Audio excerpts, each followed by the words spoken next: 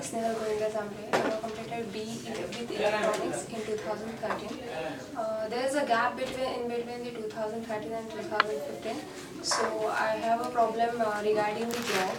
So one of my friend told me about CRB Tech. So I came here, took the admission, and the training will start. Before when I came here, that time I was poor in communication, and also I have lack of confidence. So the CRB gave me the confidence and also the how to talk in English. So also there are many many things regarding the CRB.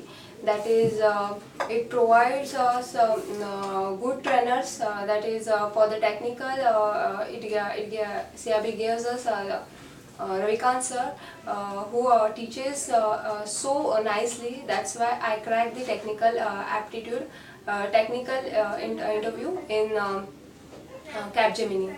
So and Renu ma'am, because of Renu ma'am, I can say confidently and communicate with each other